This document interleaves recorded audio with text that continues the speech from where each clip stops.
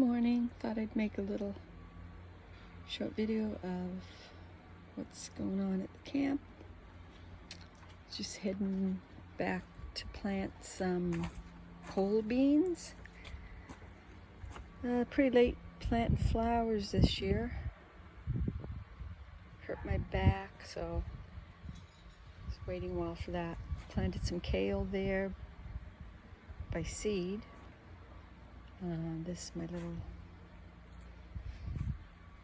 garden spot on the deck. Some beans, yellow bean plants. I just got those the other day. Oh, I have a porcupine, I think, living under my deck or the mobile home. My dog went under there the other week and came out with some quills in his chin, which I removed. So now I've got that all not boarded up, but I used chicken wire to keep him at least from going under the trailer. I don't know if the porcupine's still under there or not, but here's my hummingbird feeder, and this vine is doing really well. Planted that I think just last summer. Over here I just put some petunias in the other day. They had been rained on really hard about a week before that, so they're looking pretty beat down. Anyway, there's petunias in there and snapdragon in the middle. I don't know what this tall flower is called, but hopefully it's going to branch out. And then you've got petunias in here. My grandson gave me the yellow one for my birthday, and the other plant back there with the giraffe decoration in it. So let's see what's going on back here. My purple lilac bush was in full bloom, smelled amazing. That's all gone now, died back. I have so many strawberries growing up in one of my gardens. I took some out, put them in this little thing. We'll see what happens. I've got to still clean these chairs. I'm going to paint this tabletop with stripes using my patio, porch and floor paint.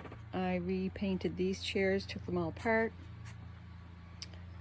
sanded them, primed them, painted them with porch paint. Sort of missed the yellow ones that I had, but I want to use what I had, and I had the blue porch paint. There's the back door. The old, I don't know if you can see that. There's a lot of sunshine.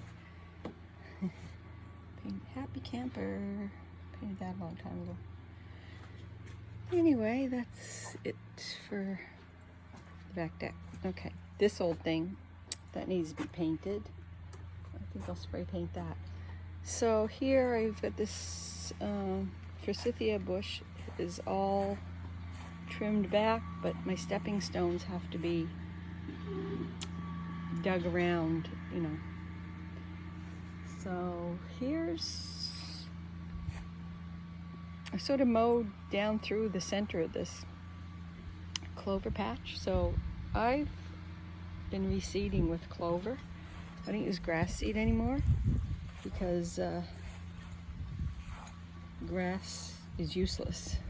It doesn't benefit anything in nature. Clover stands up to high traffic, actually better than grass. It only grows to a certain height. You can see here. It's just a couple inches tall. I mean, you can mow it if you want it shorter, but I let patches flower, and the bees love that. We need the bees, we need as many as we can have. That tree there, that one there, they've just decided they wanted to grow there from seeds from the original tree, which is down there. And actually, most of it died off about 5 years ago, but I cut off the dead part and it came back. So you can see I have lots and lots of lupins, Shasta daisies, Nothing here in this little section I'm showing you right now was planted by me. These are just seeds. This plant here, I forget what it's called now, but it gets a yellow flower on it. Got columbine. Look, there's a little butterfly right there, just landed. You can get, there he goes. Lots of butterflies around. So, I don't know if I explained this before, but this big long driveway you see here was put in by my parents. I inherited this place. Now, I used to park my car, well, they used to park their car way down here in this section that I'm pointing to now. And last summer, I thought, why the heck do I need a giant long driveway like this? Number one, when I'm sitting on my back deck, do I want to be looking at a big old stupid car? No, I want to have flowers in a garden. So I just raked up lots and lots and lots of gravel. As you can see, I'm still raking up gravel. My son found these bricks somewhere, so I dragged them down here. I'm going in a couple of days to pick up more bricks that a neighbor, a friend of mine, wants to get rid of. So right now I just have these tree branches. This section here I've been using as an area to burn an old pile of wood. I just don't use a wood stove anymore, and the wood was outside and it's in bad shape, so I just have been burning that. This blackberry bush is doing really well. Just decided it wanted to grow there. There's tons and tons and tons of maple trees coming up. All these are maple trees. So I've been pulling some of them up, the bigger ones, and I'm going to be taking them across the street because I own that lot right across the street, a wood lot. It's an acre. And I need to start thinning out dead trees and trees that just aren't going to reach the sunlight and they're going to die. And I'm going to replant with some maple trees. I like to get a few oak trees. I want to plant things that are native to Nova Scotia. So anyway, let's get back to this little pathway garden. I planted some astilbes in here last late summer, and I planted a witch hazel bush, which is up at the top there on the left hand side. That was at the garden center for like $3 because it looked like it was dead, and I thought, well, I'll take a chance and plant it. Anyway, it looked really like it was still dead last summer, but I just left it, and now it's, you know, come into life. It's got big leaves on it. There you go. Anyway, but mostly everything that's in here, other than the witch hazel, this delphinium. I bought this delphinium last summer. Looks like it's going to do well.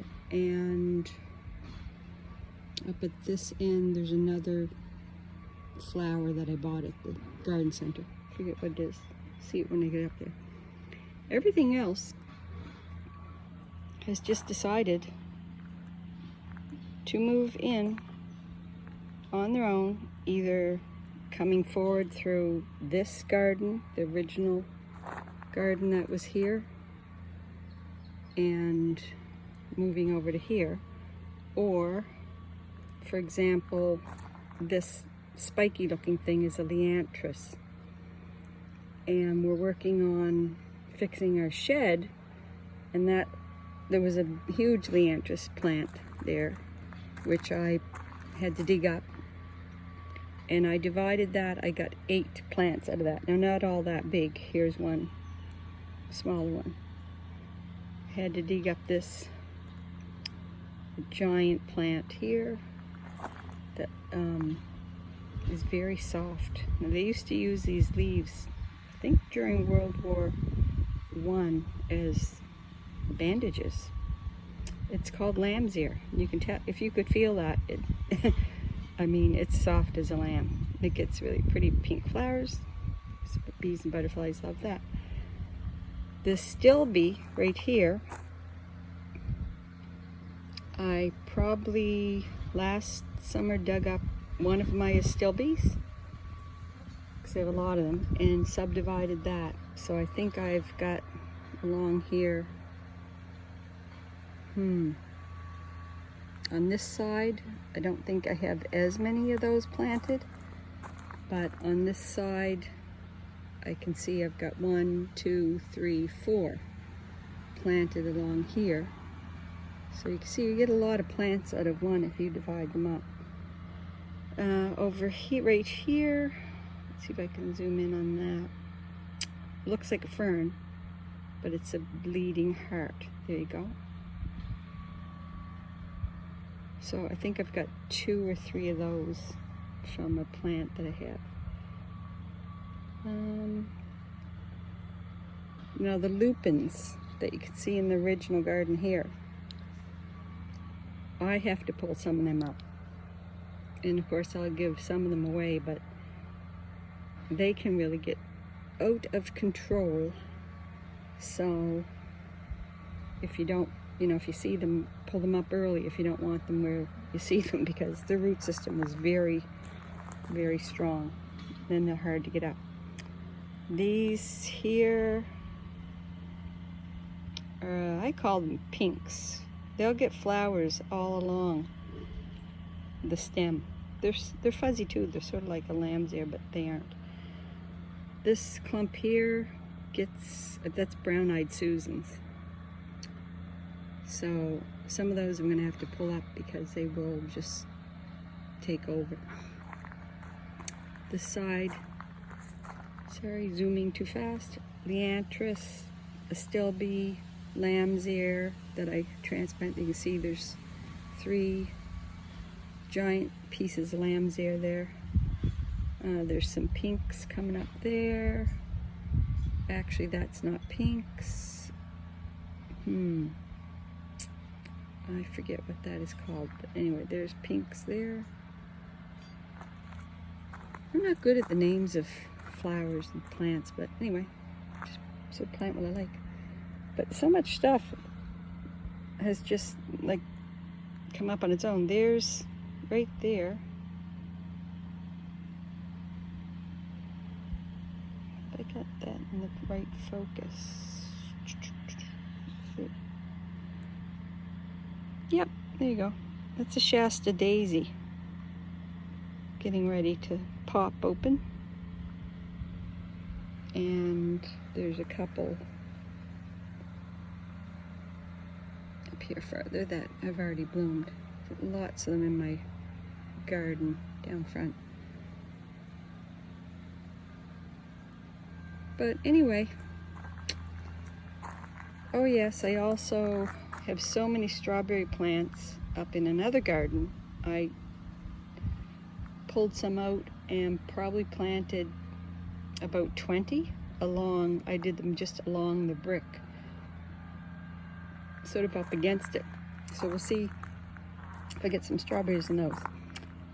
Oh yes, now here's what I'm working on today, because I have to start working on my vegetable garden.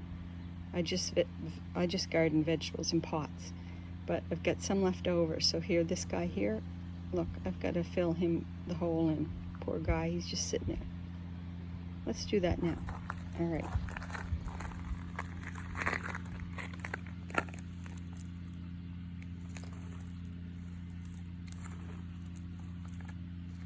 There you go.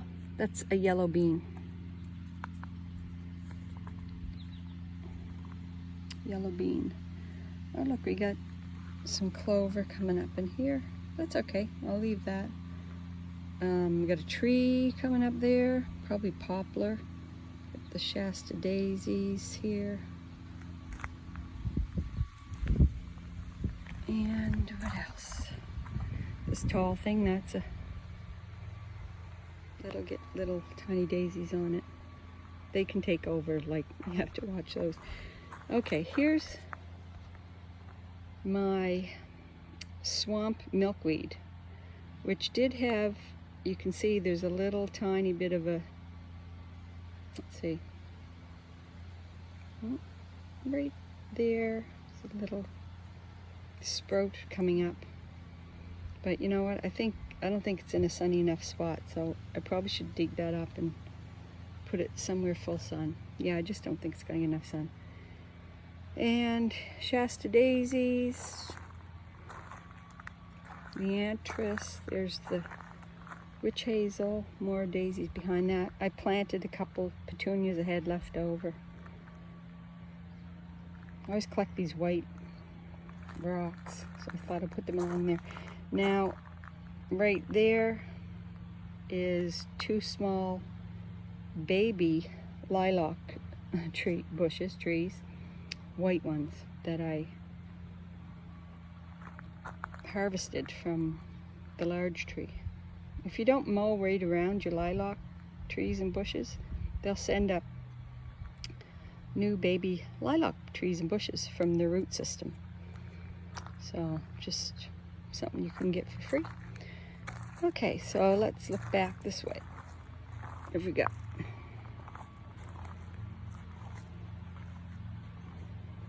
I have to envision probably in 7 years those lilac trees will be as tall as that lilac tree right there. And that whole row of lilac trees there are from babies that I planted before.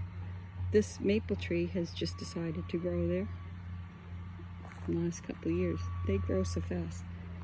Okay, so here's the beginning of my potted vegetable garden. Lettuce, kale, Swiss chard. I started a couple weeks ago. I planted a lot of stuff by seed. So for example, these green beans, they were planted by seed. Those ones down there I bought at Garden Center. They're yellow, so I didn't have any yellow bean seeds. Someone gave me these miniature tomato plants. I bought the lettuce, I bought the Swiss chard, bought that one kale, but these little things coming up here are lettuce, I think, and these little ones here are kale coming up.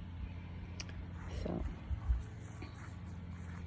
oh, just noticed my first wild rose.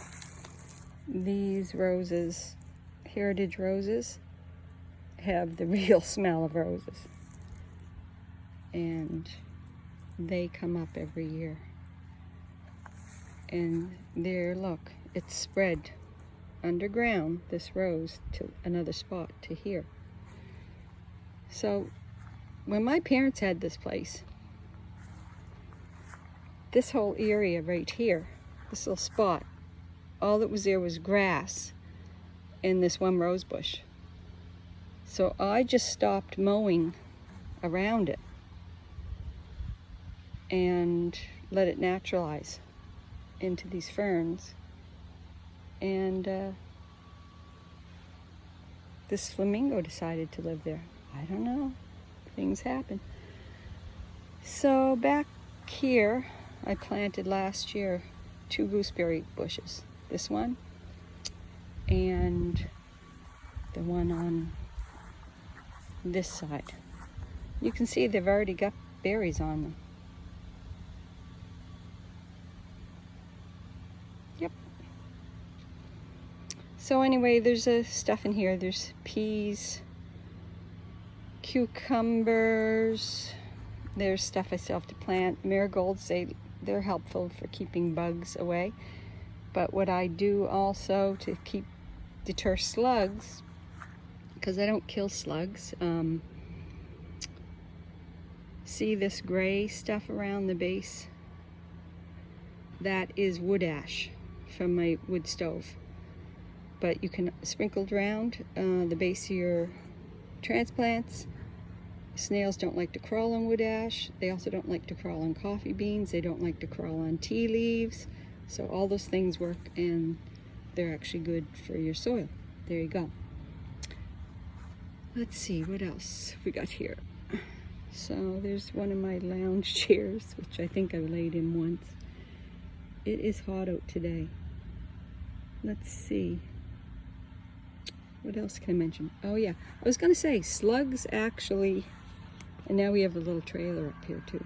Okay, so slugs and snails, fireflies firefly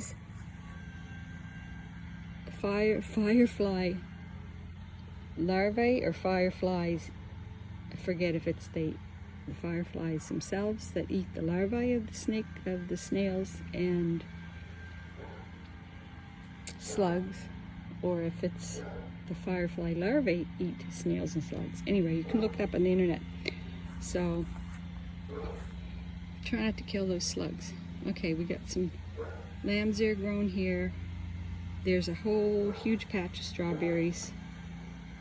I planted some potatoes there. There's kale that I seeded. I got radish.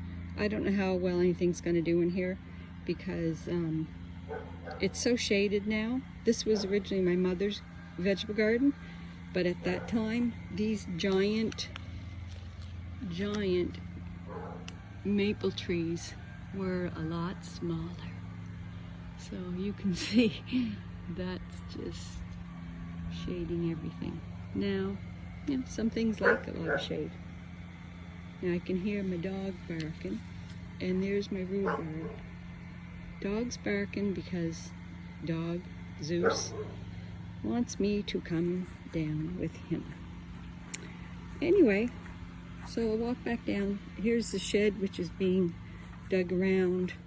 So this whole bottom needs to be fixed all the way around. We need a new door, you know, stuff like that.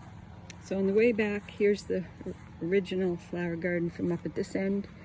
I am going to have to dig up probably that purple one because it might push out my butterfly. They're not really butterfly bushes. They look like they have little cattails on them, but the cattails are pink. Anyway, there you go. So that's the update on what's going on back here anyway, and really the story of the long driveway. All right, hope everybody has a great day. Bye bye.